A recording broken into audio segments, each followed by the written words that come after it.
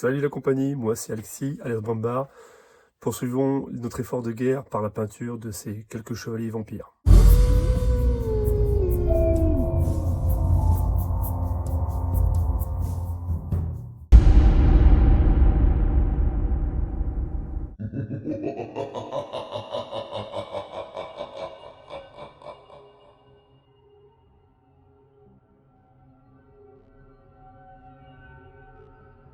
Nous poursuivons par le montage et la peinture de 20 chevaliers vampires à pied. Ils sont sculptés par Highlands Miniatures. Ces figurines sont comme d'habitude imprimées par une boîte française 3D Mini Factory qui propose une résine toujours qualitative, résistante. Nous voici partis pour cette séance débarbage, de nettoyage des faucheurs d'âmes à pied. Il y a un petit peu plus de travail que d'habitude. Tirer certains supports de l'impression 3D.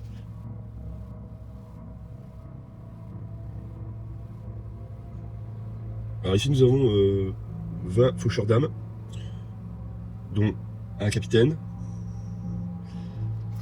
et des porte-étendards en miroir. On n'a pas de musicien ici.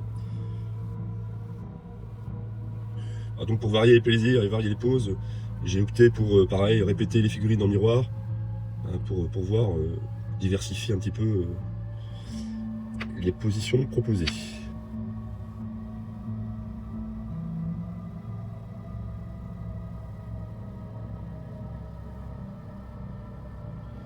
Donc cette figurine servira d'officier, de capitaine vampire ou seigneur vampire. C'est une unité à part entière, c'est un héros. Même s'il n'est pas très pertinent de laisser les héros et les généraux à pied. Je pense que pour être rapide sur le champ de bataille, c'est au mieux d'avoir un cheval ou quelque chose, ou d'être volant, je sais pas. Bon, on verra. Voici mon unité de faucheurs d'âmes à pied. Donc il y a 20 faucheurs d'âmes avec en miroir les porte-étendards, ce qui fait un petit côté classe d'avoir un double étendard, je trouve, sur l'extérieur. Par contre, il va falloir trouver une solution pour stabiliser un peu l'étendard, parce qu'ils ne sont pas très équilibrés. Ça servira d'unité de commandement.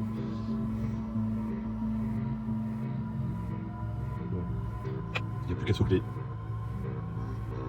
On va passer cette figurine là parce qu'elle est déjà pré-soclée, il n'y a pas grand chose à rajouter, sauf cacher toutes les interstices, les points de collage et tout, etc. C'est surtout le reste qu'il va falloir socler.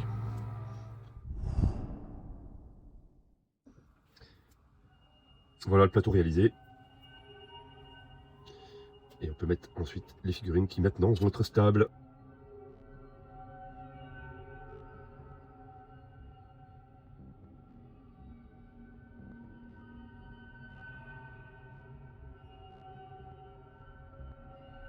Évidemment, il y a une autre méthode pour arriver à stabiliser vos figurines, c'est de créer des petites scénettes. Donc un socle complet avec des figurines sur un socle monobloc. Le soclage, c'est toujours la même chose. Un pinceau auquel vous ne tenez pas tellement. De l'eau pour la colle à bois, c'est toujours bien pour éviter d'abîmer totalement votre pinceau. De la colle à bois pour effectivement coller le gravier sur les socles.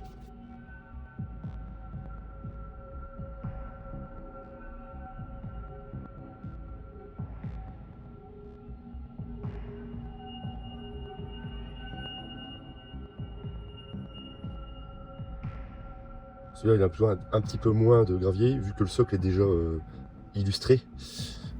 Mais quand même, pour rejoindre l'ensemble du groupe, on va rajouter des graviers entre les rochers.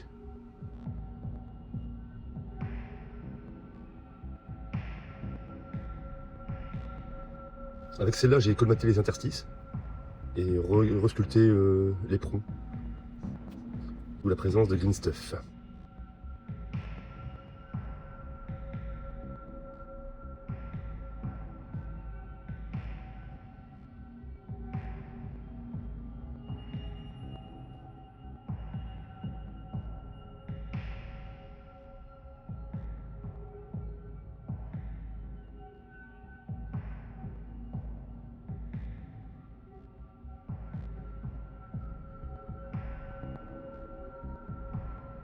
Et voilà le régiment qui est complètement soclé. avec 2 officiers. Et c'est parti pour le bombage au Green Angel.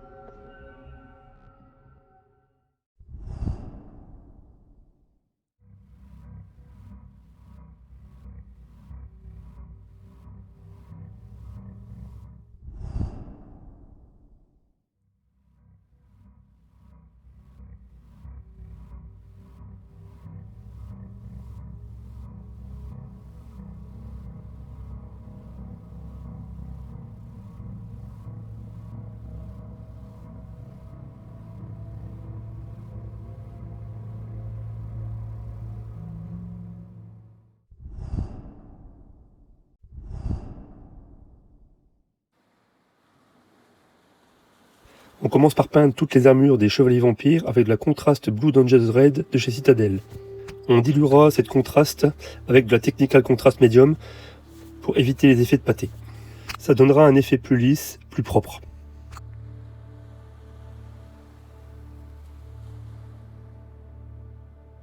Les premières étapes sont souvent les plus fastidieuses car très répétitives.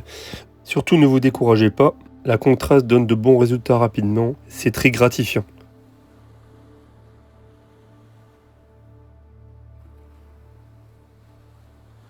Le choix des couleurs s'imposait de lui-même vu qu'on choisit les mêmes couleurs que les faucheurs d'âmes montés. Je n'ai rien inventé, je m'inspire juste des contes vampires de chez Warhammer Battle.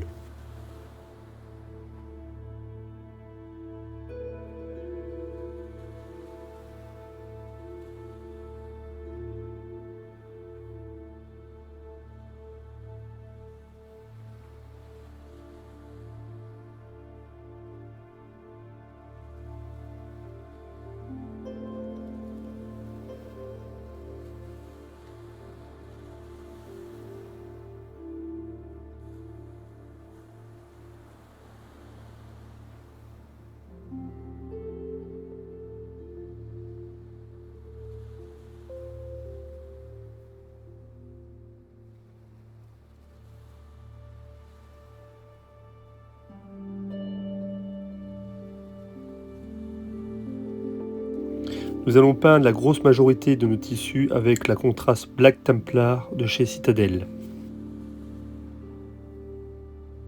Le Black Templar est une de mes contrastes préférées. Elle est du plus bel effet une fois posée. C'est le genre de couleur qui vous convertit à l'usage d'un contraste. Avec les techniques précédentes de peinture, il fallait passer beaucoup plus de temps pour avoir le même résultat.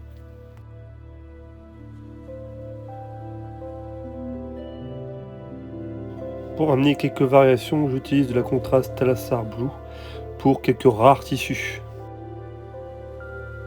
Pour les bases métalliques type fer, j'utilise de la Valero Metal Color Acero Steel.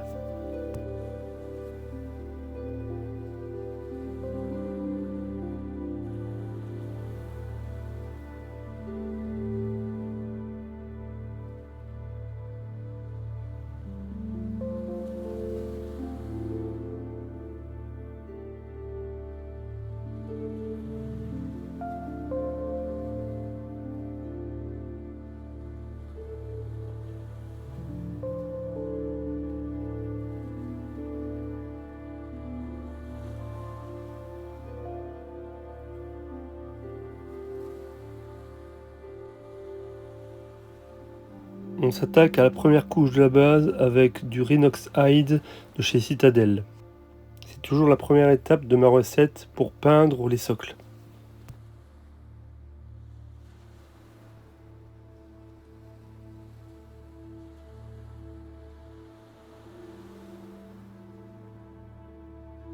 Pour les bannières, je vais utiliser la pure Red de chez Army Painter de la gamme R.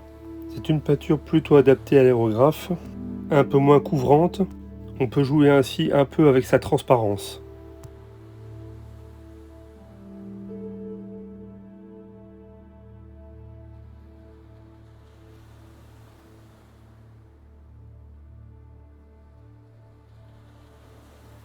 Le Blue Tone est un shade de chez Army Painter. Il va me permettre d'amener la carnation, les ombres de la peau de mes vampires.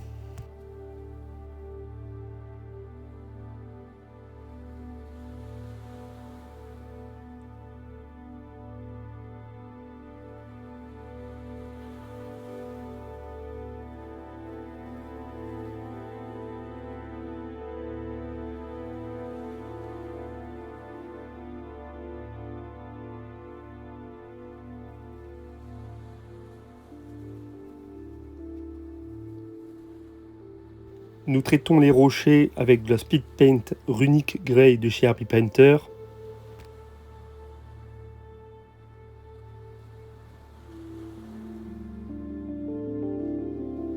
Traitement des armures au pur raid de chez Army Painter par un rapide brossage à sec du gros de l'armure et une finition au pinceau pour les saillies et les arêtes.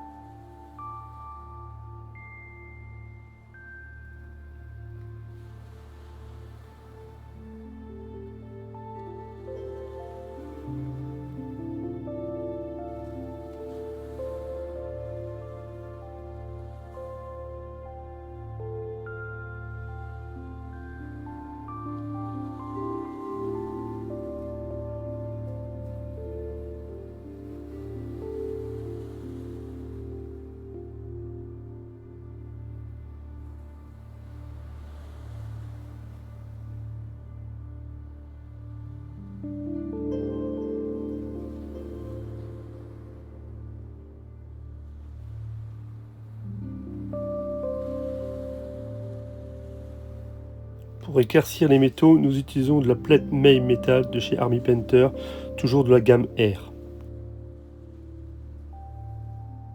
Nous l'appliquons aux endroits où se pose la lumière.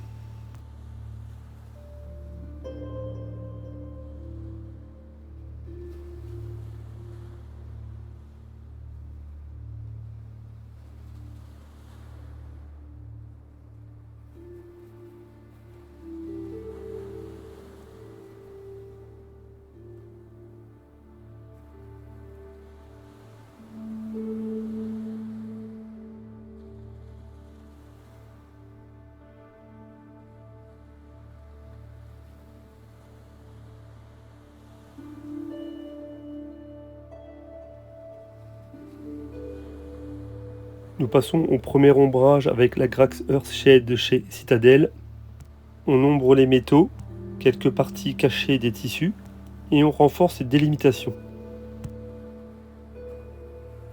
On peut ombrer par la même occasion le rocher.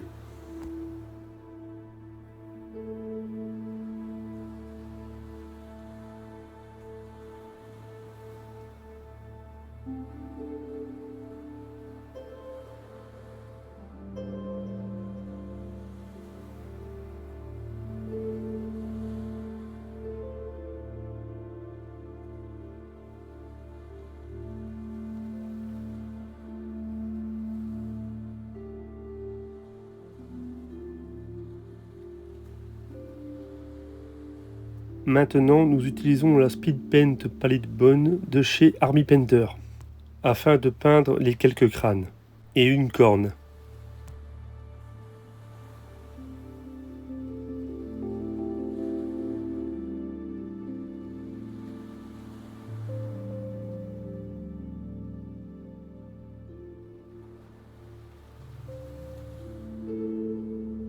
Nous utilisons du Rawhide Brown de chez Army Painter de la gamme R pour peindre tous les cuirs de la figurine.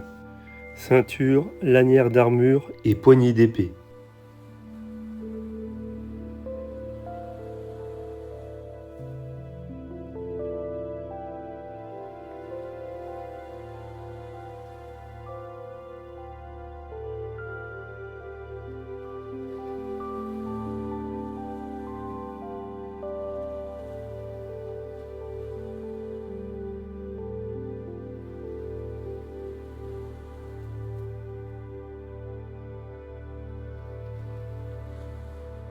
Nous allons peindre les parties métalliques type or avec une base de cuivre, ici du True Copper de chez Army Painter, de la gamme R.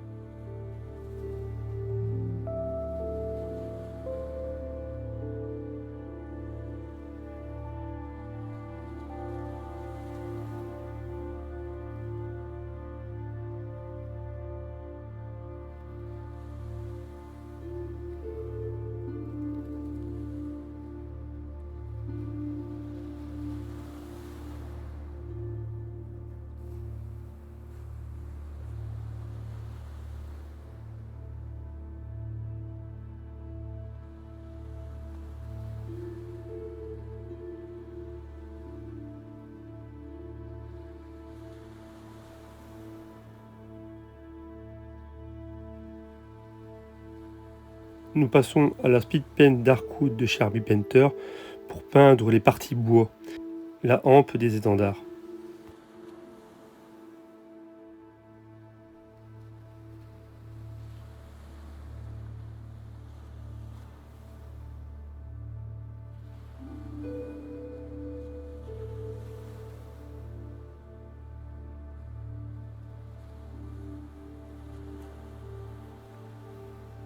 On revient de nouveau avec de la Grax Earthshade pour apporter d'autres ombres. Tissu, sol, partie dorée et les parties qu'on ne veut pas trop traiter, qu'on veut négliger.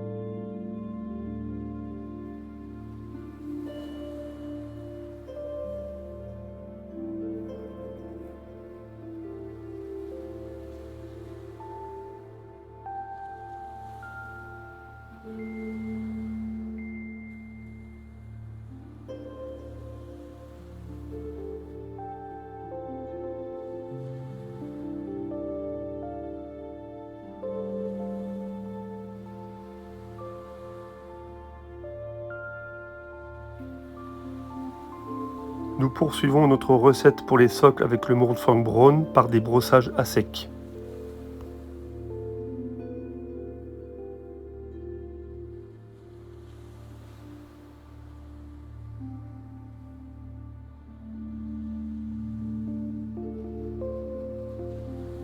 Puis le Balor Brown par brossage à sec sur des plus petites parties.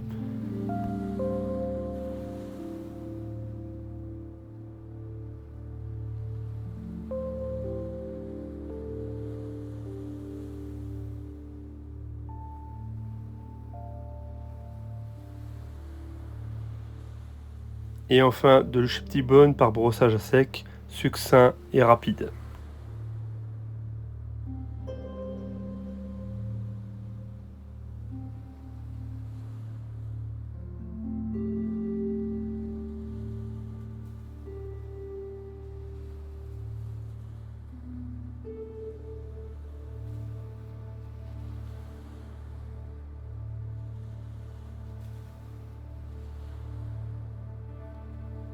Passons au collage des touffes d'herbe sur les socles. Ici des dry brown et des touffes beige de 6 mm de chez Green Stuff World. Nous avons également de l'herbe statique, de la burnt grass de chez Woodland Scenics. Et enfin, pour distinguer les chefs, nous avons les fleurs jaunes de la marque Great Escape Games.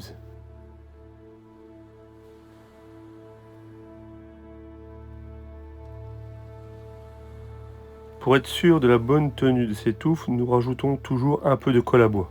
Et nous maltraitons les touffes pour leur donner un aspect plus réaliste.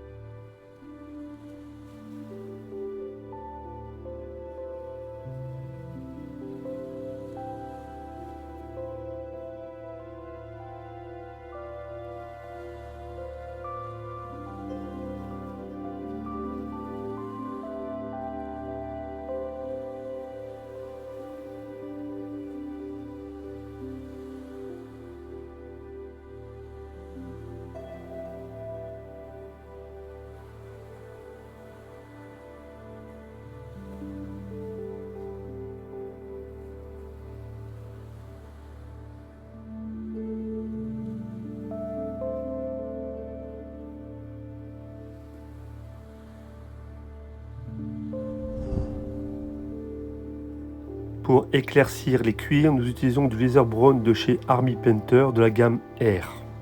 Le but étant ici de surligner les parties cuir préalablement traitées.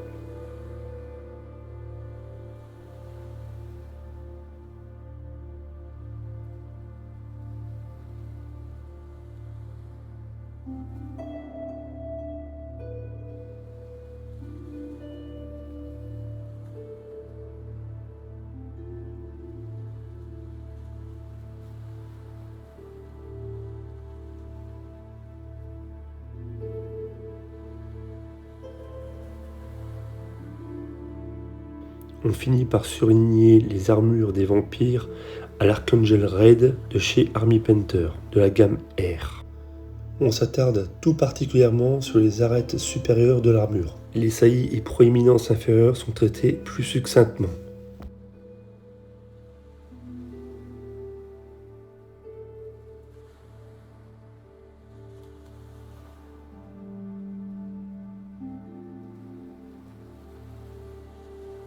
C'est pour moi dans ces projets de peinture la partie la plus plaisante. Quand on arrive à la fin du projet, les 10-15% qui restent, c'est là que vous prenez tout votre plaisir à fignoler, peindre les derniers détails, arranger, peaufiner votre figurine. C'est du bonheur en boîte.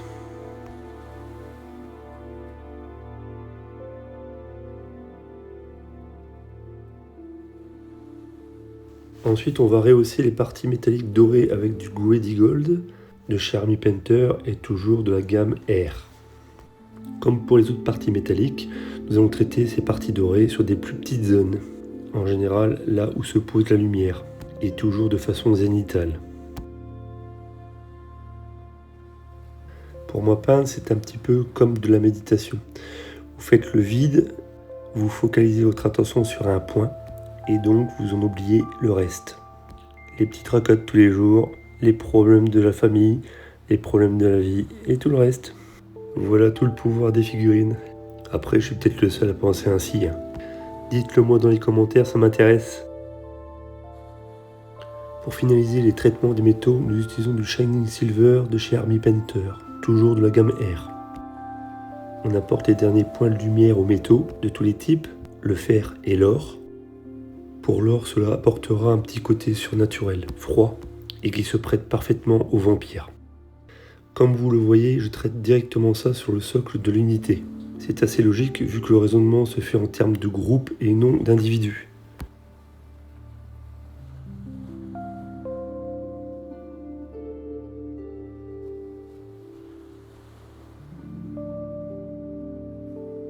Voici donc ce tuto qui touche à sa fin. Comme vous l'avez vu, j'ai opté pour deux types de configuration. Un plateau régimentaire que j'avais aimanté, vous voyez, qui n'a pas supporté les chocs des figurines. Ça s'écaille et je n'ai pas trouvé de solution pour éviter que ce soit si moche. J'ai essayé de rayer le métal à la base pour que ça adhère un peu mieux, mais ça n'a pas suffi. Bon, après, c'est sous la figurine, sous les figurines, ça ne se verra pas beaucoup. Puis j'ai opté pour les socles de troupes. C'est pour ça que c'est des socles pour 10 figurines. Même chose avec une plaque aimantée en dessous. Voilà, une plaque aimantée, la même chose. De toute façon, les faucheurs d'âme à pied, on peut les jouer donc minimum sous forme de troupes, donc par 10 comme ceci. Et au pire, si je voulais les mettre en régiment, pourquoi pas simplement joindre les deux troupes pour faire un régiment, quoi. Ça revient au même que ça, quoi. Maintenant, si je devais partir en tournoi, effectivement, il faudrait peut-être supprimer cette bordure, voilà, et monter directement sur des plaques métallisées pour supprimer voilà, les peut-être 5 mm de perdu de chaque côté, avoir une surface au sol qui soit un petit peu plus dans les règles.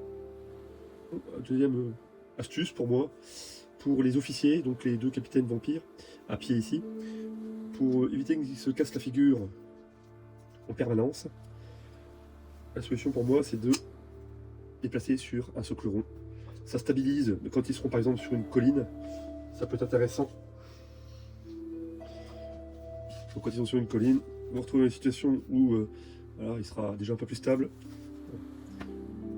Il sera pour ça c'est intéressant, d'aimanter, donc avec un aimant toujours, si possible, central, vous voyez, toujours au centre. Pour le deuxième c'est la même chose. Pour que ce soit moins moche, je vais certainement texturer là où les bases de ces bases circulaires. Et dans le même principe, on peut faire la même chose avec les cavaliers. Donc cavalier que vous placez sur un socle circulaire. Donc, comme ça au moins ça stabilise la figurine latéralement. Et elle sera, voilà. Et ça c'est juste un aimant. Ça vous plaît pas, elle va vous retirer, hein, c'est pas compliqué. J'avance doucement mais sûrement pour une future partie de Kings of War pour un format de 1200 points par armée. Les listes sont prêtes pour cette partie test, mon armée de morts vivantes est prête. J'aurai effectivement plus de points pour une partie ultérieure plus importante, mais une chose à la fois. Par contre pour les gobelins, je ne suis pas encore prêt, il me reste une baliste à peindre, de l'artillerie, et en héros, un roi gobelin sur monture. La baliste et le roi auront droit à leur petite vidéo. Pensez à m'aider en likant, en laissant un message pour le référencement. Je vous remercie de me suivre, je vous salue, accompagne et à très bientôt.